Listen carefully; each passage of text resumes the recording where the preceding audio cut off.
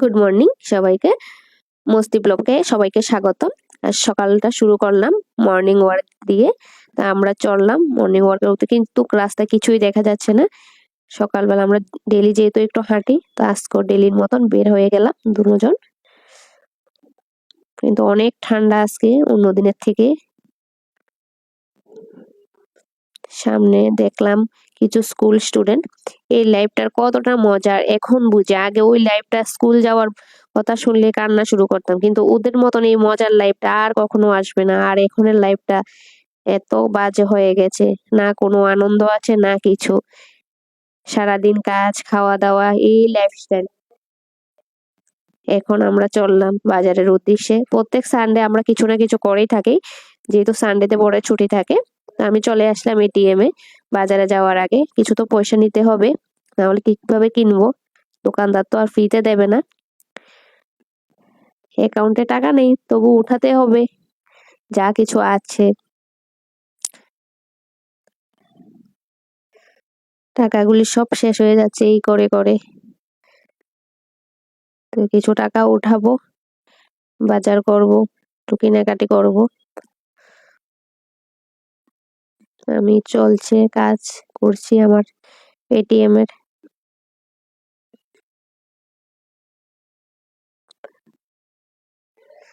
আমার টাকা এসে পড়ছে। কি মজা লাগে না এই টাকাটা আসার সময়? কিন্তু ব্যাংক তো খালি হয়ে যায়, এটাই দুঃখ লাগে। কিন্তু যখন টাকাটা আসে তো আনন্দ লাগে আমাদের। এমন যদি ফ্রিতে কেউ আমাকে টাকা দিত। দেখো, আমি টাকা পাওয়া মাত্রই চলে গেলাম। একটা ফেরওয়ালা কিছু বাটি বিক্রি করছে, দেখে বাটিগুলি বেশ ভালোই লাগলো। তো দুটো বাটি নেব। কম রেটে ছিল, কিন্তু বাটিগুলি ভালো ছিল, ভারী ভারী আছে। তো দুটো নিয়ে নেব।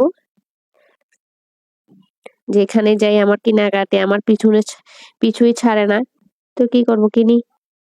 বর বলছে তোমার যখন পছন্দ হয়েছে কিছু তো করা যাবে না, কিনো, টাকা ধ্বংস করো। এই টাকা ধ্বংসর কাজ চলছে আমার। ঢাকনিটা নিলাম, কিন্তু এটা হলো না সাইজ মতন। আবার ওকে দেখালাম হয়েছে কিনা, ও বললো না এটা ছোট হবে।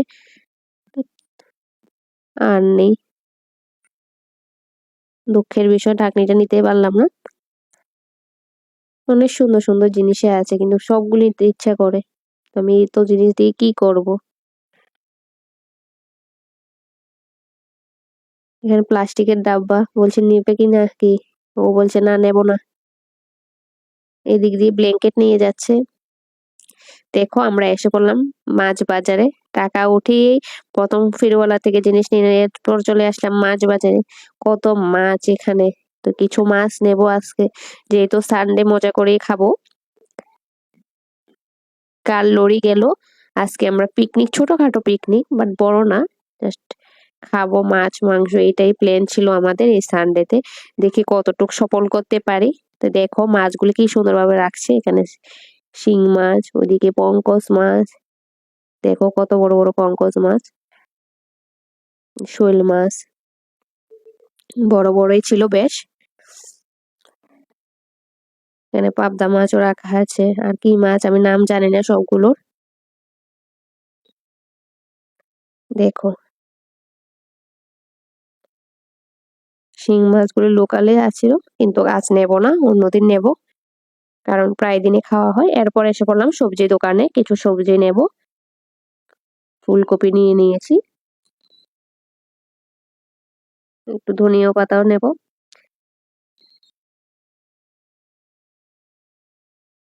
এরপর আমার বর নিয়ে নিল একটা হাঁস।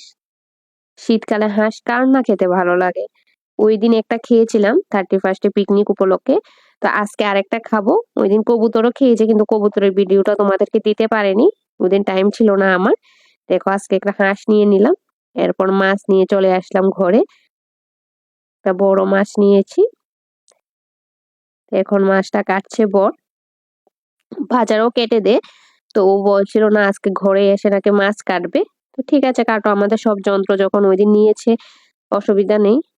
কারণ বাইরে ঠান্ডা ছিল, এই জন্য বলেছেন মাছটা নিয়ে আসি ঘরে কেটে নেব। আমি তো কাটতে পারি না, তো ওর উপর এই দায়িত্বটা পড়লো। দেখি কি করে। মাছটা আমিষগুলো উঠিয়ে নিচ্ছে সুন্দর করে, মাছটা ধুয়ে নিচ্ছে, এরপর মাছটা পিস করে নিল সুন্দর সুন্দর করে। বেশ ভালোই, মাছটা খেতেও ভালো হয়েছে। দেখো পিসগুলো কত বড় বড় হয়েছে, কি সুন্দর। এরপর আমাদের হাঁসটা ছুলে নিল, ছুলে পুড়ে নিচ্ছে ও।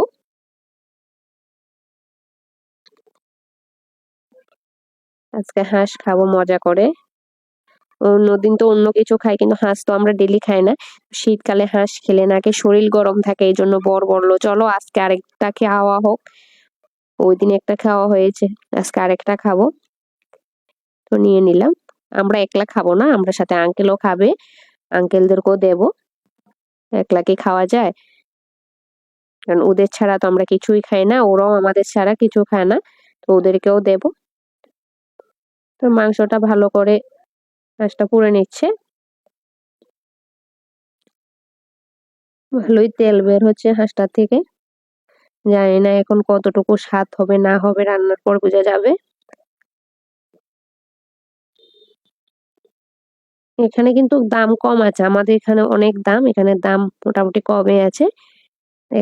এই মাছগুলো ভেজে নিলাম, ওই ক্লিপটা তোমাদের দেখালাম না কারণ আমার টাইম শর্ট, অনেক লেট হয়ে গেছে, সকালে উঠতেও ঘুম থেকে লেট হলো। বর হাঁসটাকে সুন্দর করে পুড়ে নিল, এখন ও কাটা শুরু করে দিয়েছে, দেখো কিভাবে কাটছে। আমি তো পারি না, ওর উপরে এসব দায়িত্ব থাকে মাছ মাংস কাটার, ও ভালো পারে এসব, তো সুন্দর করে কেটে নিচ্ছে।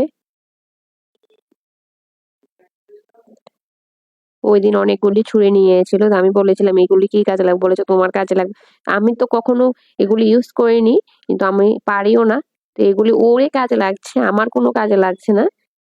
দেখো মাংসটাও সুন্দর করে কেটে নিচ্ছে। তো মাংস কাটার সাথে সাথে আমিও আমার কাজগুলো সেরে নিচ্ছি, ভাতটা বসিয়ে দিলাম। এরপর মাছ আজকে মিক্সড করে রানবো, পেঁয়াজ দিয়ে রানবো না। মাছটা আমি বসিয়ে দিলাম, মাছের তরকারিগুলো ফ্রাই করে নিচ্ছি। তারপর আমি মাংসের জন্য তরকারি রেডি করে নিচ্ছি, যে পেঁয়াজ আলু আদা মাংস সবগুলোই রেডি করে নিচ্ছি। মাংস অনেকগুলো হলো, তারপর আমি রসুন পেস্ট করে নিয়েছি। আজ মিক্সার মেশিনে করব না, কারণ টাইম শর্ট এত।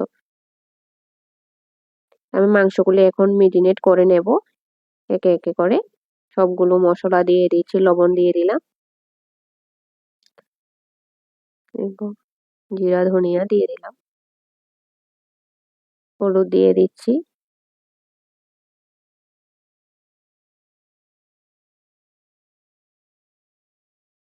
পরিমাণ মতন। এরপর আমি মরিচ দিয়ে দিয়েছি, আমরা একটু মরিচটা বেশি খাই। ওই পেস্টের মধ্যে যে আদা পেঁয়াজ রসুন সবকিছু করেছিলাম, ওই পেস্টের মধ্যে মরিচও করেছি, এই জন্য শুকনো মরিচটা কমে দিলাম। এরপর আমি কড়াই বসিয়ে দিলাম উনুনে, তেল দিয়ে দিচ্ছি। আমার আজকে অনেক লেট হয়ে গেছে, তাড়াতাড়ি সবকিছু শেষ করতে হবে। দেখো মাংস মেরিনেট করা হয়ে গেছে আমার, এরপর পেঁয়াজগুলো লাল লাল করে ভেজে নিলাম। এখন মাংসগুলো দিয়ে দেব কড়াইর মধ্যে।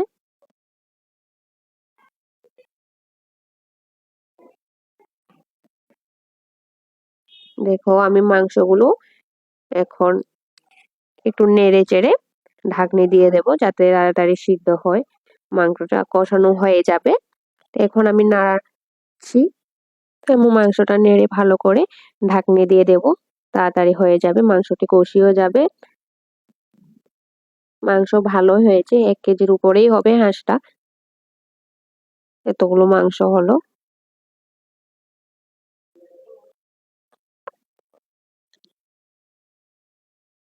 তো আমি বাকি ক্লিপগুলি তোমাদেরকে দেখাতে পারলাম না, কারণ আমার টাইম খুব শর্ট ছিল।